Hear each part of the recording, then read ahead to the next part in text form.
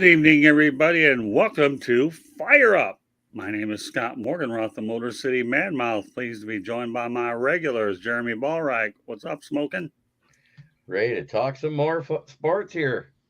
Hopefully, And, more than just basketball. George Eichhorn. I love the Hey, attire that these guys are wearing. They speak the company brand. let's George, welcome back to the big fire it show. up. Let's fire it up. Hey, Scott. Hey, Jeremy. That's what we're going to do. All right, look at this. Wayne Shirk. Good That's evening, one of my my guys, friends. Wayne Shirk. Make sure if you like what you see here when we're talking these sports shows, go over to the South Florida Tribune and subscribe. That Mark sounds Malik, that good. goes for you too. There you go. Mark Malak. Look at these guys. These guys are the best, man. Brian Three Cushion. Hey, all my guys are popping in real quick. Oh, well, I'm glad you can enjoy your Thursday night. Well, we got a few topics we're going to talk about tonight Heck as yeah. we go into the sports weekend. And the first one is one I hate to say it, but the only word I can describe for this is laughable. And when I mean laughable, no, it's not laughable enough where I'm losing my hat over this, Jeremy. I won't go that far to even let you get the gratification thing. It's that, but all kidding aside, the NBA's new in-season tournament to reportedly debut in December. The Final Four will take place from December 7th through the 9th in Las Vegas. The players for the tournament champion will each receive 500 grand. First of all, Jeremy, what do you think of this new in-season tournament? Is this what's replacing the All-Star game? No, actually, it isn't. It isn't replacing the. No, no. Oh God! So we're gonna have a mid-season champion, and then they automatically get like a 1 or 2 seed, then in the playoffs at the end of the season. Is that what this I is all mean, about? I have no idea what it's all about, really. If that's what it is, if you're gonna have a mid-season champion and they're automatically in and takes away one of those bottom feeder seeds, isn't that good for the sport? I don't Because know. that let's say they win that tournament for their division, their conference, and the other one wins it for their conference. They should be the number one seed for the first half, which will eliminate that bottom feeder, one of the play-ins. It'll increase the level of competition at the end of the season. All I can say is this reminds me of bowl games, which is a participation event, really. This is so laughable. If I had to think of bowl games when it comes to describing the NBA play-in tournament, give me a break. All right, George, do you have any more intellectual insights over this? Yeah, I'm I'm like, like, I'm still, trying to sort through my mind the details. Like Jeremy said, I don't think they're going to do that, Jeremy. I'm not quite sure though if they're going to seed people after the season ends.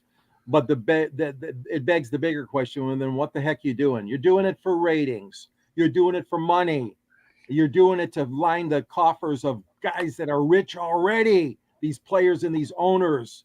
It seems to me like it's a bit of a stretch, and you're trying to horn in hone in, whatever, on the marketing dollars, obviously in the month of December, which, as we know, is a lot of family, a lot of Christmas shopping, a lot of this and that, a lot of football.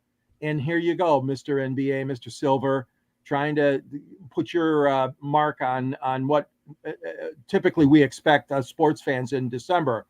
Like you said, Scott, I mean, college bowl games are special. They're privileged games, especially the ones obviously in the national championship series. But this I'm having trouble understanding. I know he wants to do it for money, and I know he wants the ratings grab. But this is just going to extend the season, guys. We know it is because, like you said, they're not replacing the All-Star game, so they're still going to give you an All-Star break to all the teams. I don't like it. all right, Jeremy, go ahead. Read the chat room and I'll All read the right. first one. I'm going to put I Candy love stuff. it. Patty Grimes, I completely agree. This is dumb. They need the bottom four teams to play for the number one pick instead of the lottery. Absolutely. And I say in football, if you have two teams tied, instead of flipping a coin, you could call it the toilet bowl and have them two teams play in the NFL for it. That is good. All right, well, you get Candy Ebling. She's our crack researcher for the night. Maybe this will help us a little bit. Wojnarowski added that statistics from the Wojo, event, that's all you need to except know. for the title game, will count toward the NBA's regular season.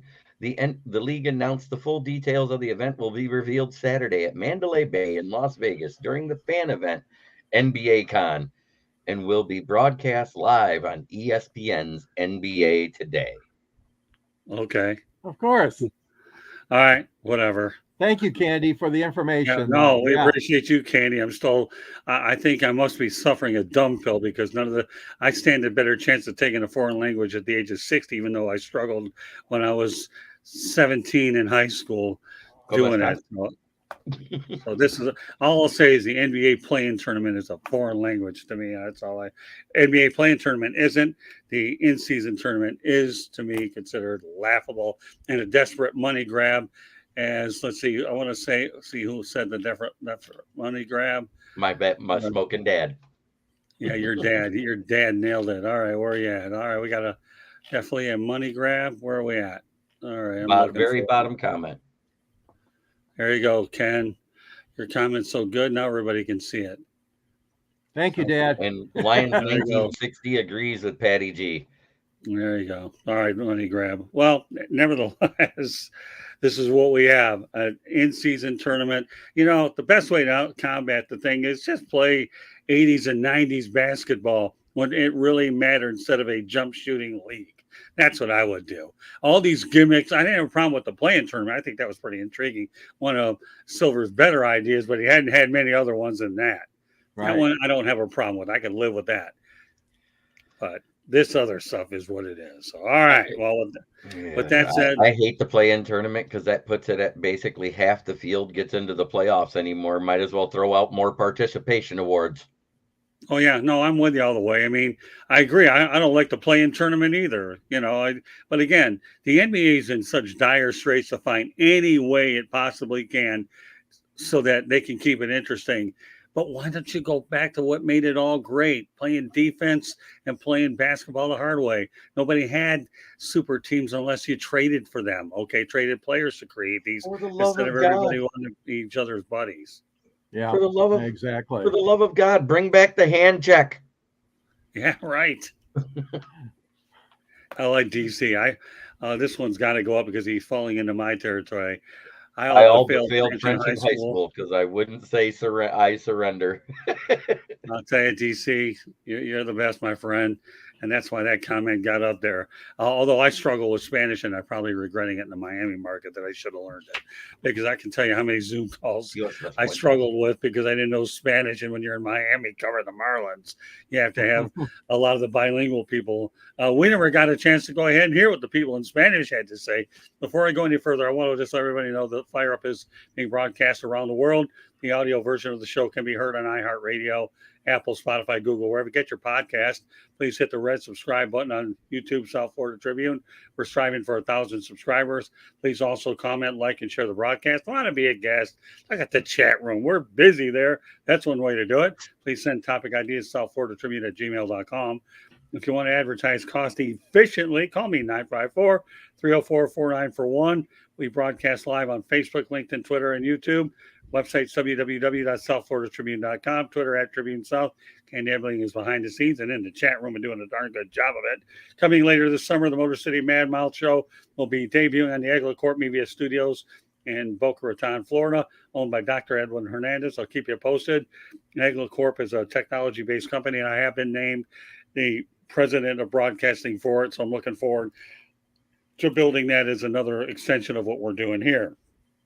Any final thoughts about the new in-season tournament? Have we done everything in our power to chastise the idea? Not that anybody's going to listen to us anyways. Well, I'll weigh in. I do like to play in, and I'll tell you why at the end of the season is because it gives cities and teams that are very close the chance, the opportunity. It's kind of like a wild card round. So I don't mind that at all at the end of the season. I think Silver did a nice job with that tournament. He keeps it very brief. He keeps it to 1-2. I think maybe possibly you have to pay. Is it just 2 or 3 games you play? And I do like that format because, like I said, it brings those cities, those franchises that are just trying to eke into the playoffs a chance to play against competition that is about the same as them. In other words, you know, a 7 seed against the 8 seed or 8 versus 9, whatever the heck he uses that formula. But no, I am against, like you guys said, I don't like this other tournament early in the season at all. in-season tournament. Candy Edmond brings up another one. NBA governors voting on July 11th regarding flopping. Get rid of it. Yeah, I think they're going to do some things in the summer league to try to enforce a penalty. Yes, I saw that. Mm-hmm. And my dad says there's a new French perfume that is out. It's called Sweet Surrender. It comes in a black bottle with a yellow stripe down its back. I'll tell you, your dad's got a great sense of humor. One of these days, we're going to get him on here. We will, by hook or by crook. We can get that on. I got to do it. See this guy in person. All right, let's go on to baseball. Mike Trout, his surgery on a broken wrist. He's out 48 weeks. Tough luck. Angels are 45 and 44 going into it. I don't know, Jeremy. Some thoughts about Mike Trout?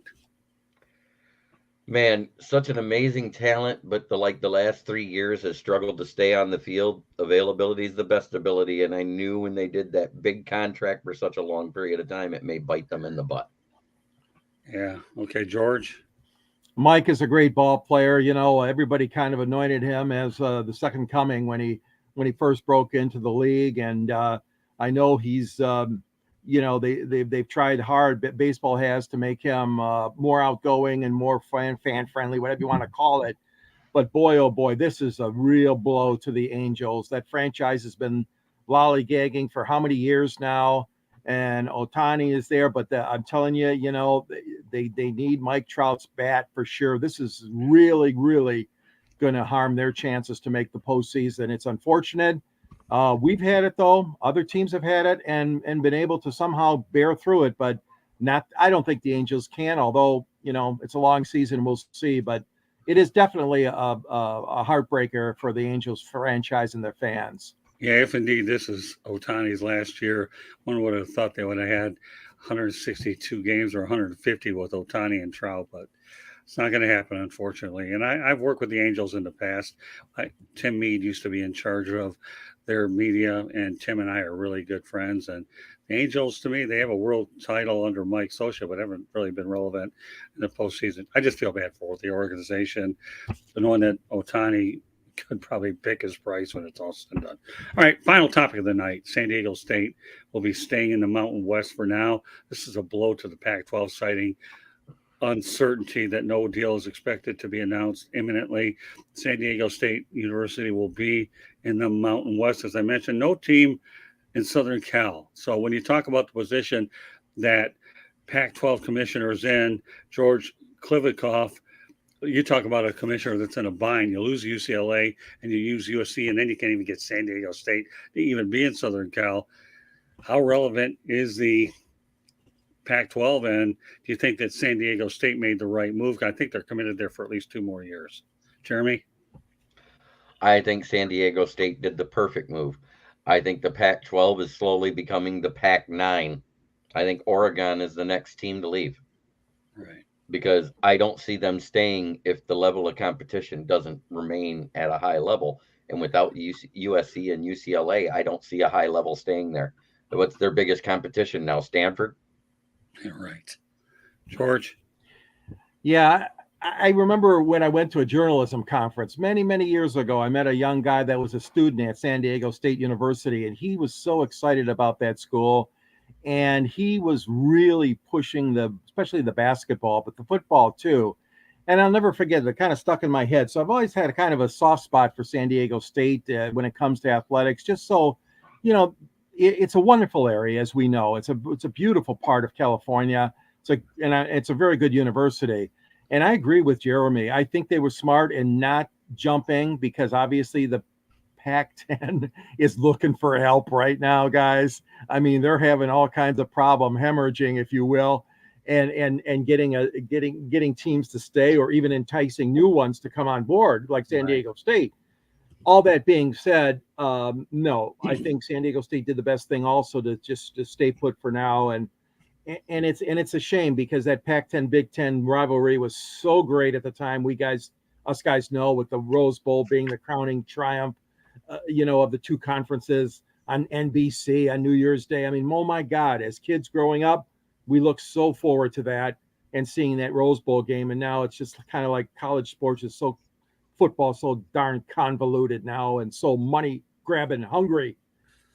I don't like it.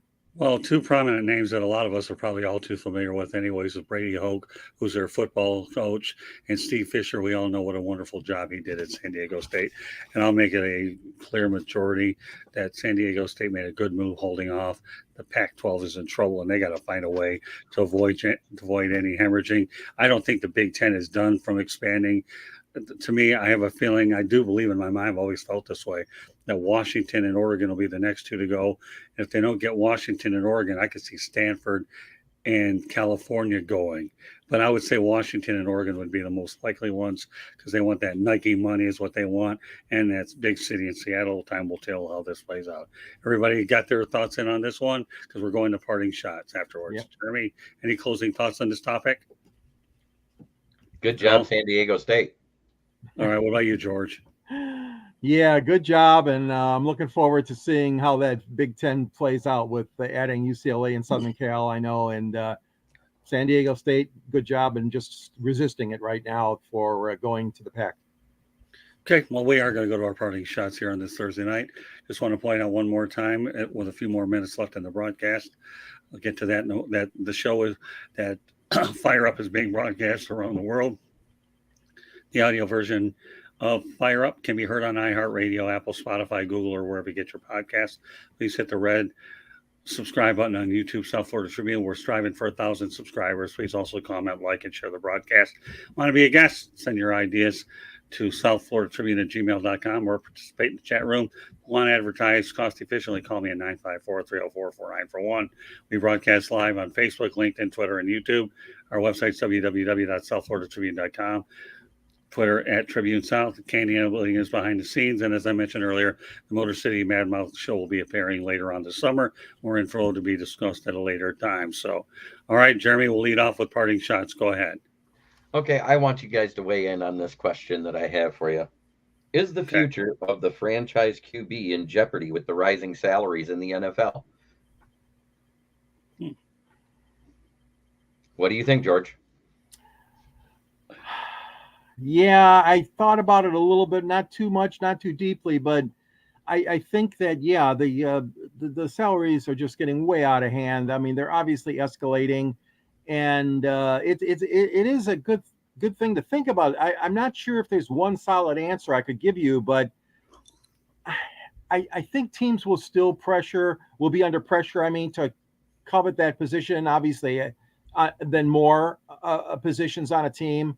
I'm not trying to waffle, but I think that the franchise quarterback will still have a place. And but don't get me wrong, there will be a lot that will move around. There will be a lot. And I think of the situation here in Detroit and Jared Goff and all these naysayers, the guy's not going to make it. And look at the splendid job he did last year. And it comes to a point, well, yeah, but then in another 1 or 2 years, whatever, they have to give him big money. So I understand all of that is going on in the background, but I have to say I still think there is a place for franchise quarterbacks, at least for now. Scott, what do you think? Yeah, I think I agree with George 100% for now. But I think the salaries are out of control, as Patty Grimes would say. Yes, eventually the bubbles will burst for the QB salaries. It's inevitable. I mean, how much can you pay the quarterback anyways? There has to be a limit in terms of, remember, you do have a salary cap in this sport, and what are you going to do? Pay most of your cap to one player, and then you can't fill out a roster. So, yeah, I think that's inevitable that the bubbles will burst. But I'd say the next couple of years, and then you have to really look at it again. I really do. There's only so much you can pay one player. I'll say one thing, though, before I add to it, though, is we all see that the running back position has been devalued, and once upon a time that they were one of the highest paying positions out there. Go ahead. Okay, I want to give my take on it now, and I'll give you why I bring this up. Number one, there has only been 3 quarterbacks that are not on a rookie contract that's won the Super Bowl since the year 2000. That would be Tom Brady on a less than market value, Peyton Manning, and Matthew Stafford. That's it. All the rest of the QBs that have won a Super Bowl have been on a rookie contract. Wow. So with that being said, I think that unless they are getting to that level of talent, there will be no such thing as a franchise QB going forward. it'll always be regurgitate and recycle through the draft, because the talent coming out of the draft is way better than what we used to see coming out of the draft. You used to see maybe what, one or two quarterbacks be good out of a draft class, and lately we've seen 3 or 4 out of the draft class, and not all of them were first rounders. Yeah, but I'll tell you, you're going to bring now all them third, fourth rounders. Look at all the other players that have been drafted later in the draft instead of Joe Montana stands out to me. I don't care about Tom Brady. They were lucky that a guy like him fell. But what Yeah. about Joe Montana in the third round? Wasn't too Yeah. bad, was he? Yeah. Well, and I'm Drew sure Brees in the second round. Well, there you go. Yeah. So, It's very interesting. Yeah. I like your parting shot. That was a really good one. That's thinking man's parting shot there. All right, George. Well, my parting shot is going to be something that my colleague Joe LaPointe of the Metro Times, formerly of the Free Press, formerly of the New York Times, wrote. And he's very, very thoughtful in his writing. And I have to share it with you guys. What's the future of Comerica Park? This ballpark was built in 2000. This ballpark is now 23 years old, and it is showing its age. Really? Can you believe the Ferris wheel is shut down? The carousel, they spent all this money on these 2 beautiful rides for the children, and they're both shut down. Wow. There's water stations and hydration stadiums where you could fill up a bottle for water if you cannot afford the high prices of bottled water at pop and beer. They're not working, Joe said in his article. Chris Ilitch, if this isn't an eye-opener, and Scott Harris, it should be for you guys. You have to do something to maintain this stadium properly, to enhance it, to bring more fans down there. I know you can't do nothing about everybody getting drenched with rain or drenched with heat and sunshine. There's no overhangs, as we know, at Comerica Park like we had at Tiger Stadium. But I'm telling you, LaPointe had a good column, and it's making a lot of noise from the readers that have seen it and posted it on Facebook. So all I'm doing is kind of chiming in, but I'm saying the same thing. Chris Ilitch and your mother and who's ever else involved in this franchise, you guys better get some forward thinking right now, because you can't leave this ballpark just, I don't want to say ruined, but just be lackadaisical in keeping a high standard that is required for a Major League Baseball stadium. I doubt if they'll be able to afford to build a new one, at least not as owners. I doubt if they'll do that, even though LaPointe suggested that in his column.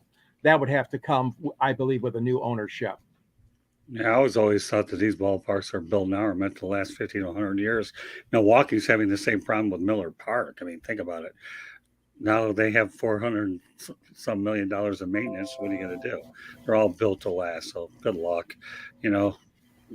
That's all. And then look what happened. Texas goes and builds a new one right away. So you got some cities there. I mean, well, Atlanta did a good thing by going to the suburbs, but they felt like that's where their fan base was. So I have no problem. And plus, they're reusing their other one for Georgia State football. So that's not a total loss. My parting shot is actually in the Detroit area. Philip Zadina. Oh, I'm going to fill the net with pucks. Yeah, okay. Well, when you want to talk about hitting rock bottom, nobody claims you in the waiver market. Really?